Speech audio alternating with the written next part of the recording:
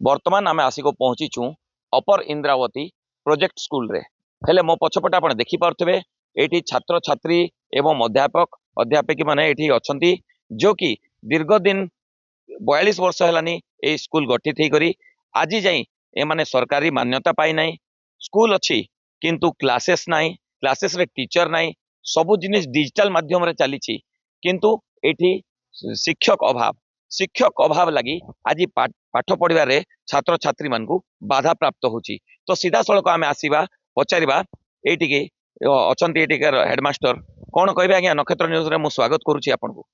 आमर स्कूल 1982-83 मसीह आरंभ है किंतु ए पर्यंत आमर गणशिक्षा विभाग माने एजुकेशन को हैंड ओवर है ना।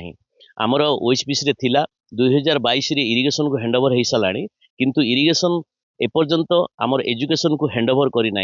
किंतु स्कूल रे आमर छात्र छात्री वर्तमान 300 पाठ पढ़ुले शिक्षक बहुत घोर अभाव।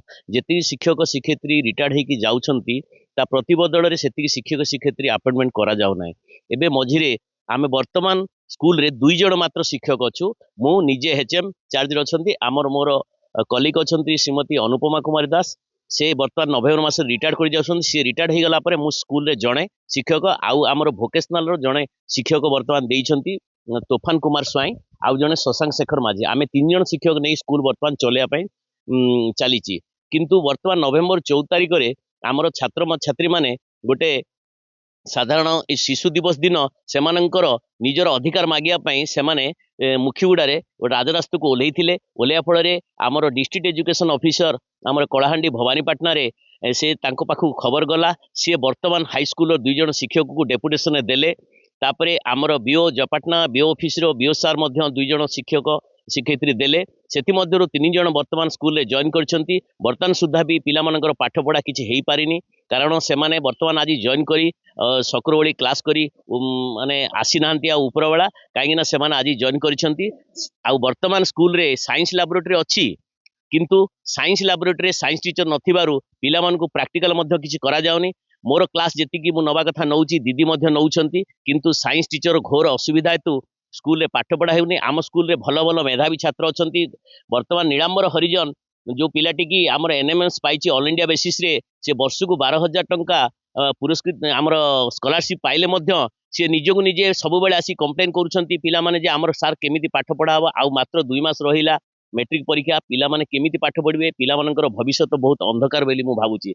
एति पई मु निवेदन करूची गणशिक्षा विभाग को आम स्कूल को जल्दी अति शीघ्र गणशिक्षा विभाग बा आमर एजुकेशन को हैंडओवर कले आमे बहुत उपकृत होई पारे।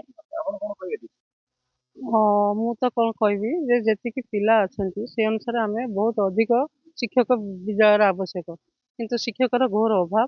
जो माने रिटायर करछंती तांको स्थान रे आ नुआ अपॉइंटमेंट हो नाही। तापर साइंस टीचर विद्यालय केही नाहंती। जने हमर जे बतन एचएन चार्ज अछंती से मैथ पढ़ौछंती, मु इंग्लिश पढ़ौची। आउ अन्य जन शिक्षक शिक्षयित्री थिले से भी आर्ट्स टीचर थिले किंतु से ट्रांसफर होके चली गलेनी। आ बर्तमान विद्यालय शिक्षक घोर अभाव। पिला मानकर भविष्य अंधकार तांकर जो विद्यादान अधिकार विद्या पाइबार अधिकार से माने पाउ नाहंती। आखपाखरे आउ अन्य हाई स्कूल नथिबारु एठी बाध्य होइके पिला माने पढुचंती किंतु जेतिकी शिक्षा पाइबा कथा से पाई पारना। निहाती भाव रे एठी छात्री मध्ये अछंती कोन कहबे स्कूल रे कोन अभाव अछि आपन का। सर आम स्कूल रे शिक्षक अभाव अछि सर। आमे मु 10म श्रेणी रो छात्री मु एबे बोर्ड एग्जाम देबा पय जाउची सर किंतु आम विद्यालय रे शिक्षक नथिबारु सर आमे कोनोसी विषय भल भाबरे पढ़ी परनु सर। आमे दूर दूरांतर एई विद्यालय को पढ़िबा पय आसुचु किछि शिक्षा लाभ करबा पय आसुचु किंतु एठी शिक्षक अभाव थिबारु सर आमे किछि मध्ये पढ़ी पारुनु। हमर बोर्ड एग्जाम नेक्स्ट को आसुचि आमे सेति पय मध्ये किछि पढ़ी नउ सर। आपन कोन कहबे सर मु एति कहबे कि आम स्कूल को माने आउ शिक्षक दिया जाऊ जेमिति कि हमर आमे न होइले भी हम सान भाई भौणी माने उपकृत होई परिबे। आउ माने जो सब क्लासेस जाको बंद है सेटा संपूर्ण भाव रे पढ़ा जाय परिबो। निहाती भाव रे एठी मेधावी छात्र मध्ये अछंती से एनएमएस रे पाइचंती स्कॉलरशिप कोन कहबे याकु नै करी एठु आपण पाठ पढिचंती किंतु एठी शिक्षक रो अभाव रहिछि याकु निको कोन कहबे। सर आम स्कूल रे विद्यालय आम स्कूल रे शिक्षक अभाव थिबारु आमे एबे पढ़ापढ़ी करू पारना भलसे ଅଷ୍ଟମରେ ଯେହେତୁ ଶିକ୍ଷକମାନେ ଥିଲେ ସେଥିପାଇଁ ମୁଁ ଭଲସେ ପଢ଼ାପଢ଼ି କରିକି NMS ପାଇଥିଲି। ଆଉ ନବମ ହେବା ପରେ ଦିଦିମାନେ ରିଟାୟାର୍ଡ଼ ନେଇଗଲେ। ଏବେ ନଭେମ୍ବର ମାସରେ ଆଉ ଜଣେ ଦିଦି ରିଟାୟାର୍ଡ଼ ନେବେ। ସେଥିପାଇଁ ଆମକୁ ଶିକ୍ଷକ ଦରକାର ହେଲେ ଆଉ ଆମେ ଭଲସେ ପଢ଼ି ପାରିଥାନ୍ତୁ ବୋଲି ଆଶା କରୁଛୁ। ନିହାତି ଭାବରେ ଆପଣ ଶୁଣିଥିଲେ ତାଙ୍କ ମତାମତ ଯୋଉ କି କହୁଥିଲେ ଶିକ୍ଷକ ଅଭାବରୁ ଶିକ୍ଷାରେ ବାଧା ପ୍ରାପ୍ତ ହେଉଛି। ତ ଦେଖିବା ତାଙ୍କର କେବେ ଶିକ୍ଷକ ପୂରଣ ହଉଛନ୍ତି ଏଇ ସ୍କୁଲରେ ଏବଂ ଏମାନେ କେବେ ସରକାରୀ ମାନ୍ୟତା ପାଉଛନ୍ତି ସେଟା ହିଁ ଦେଖିବାର ବାକି ରହିଛି। ଜୟପାଟନା ମୁଖିଗୁଡାରୁ ବିକ୍ରମାଦିତ୍ୟ ସିଂହ ଦେଓ, ନକ୍ଷତ୍ର ନ୍ୟୁଜ।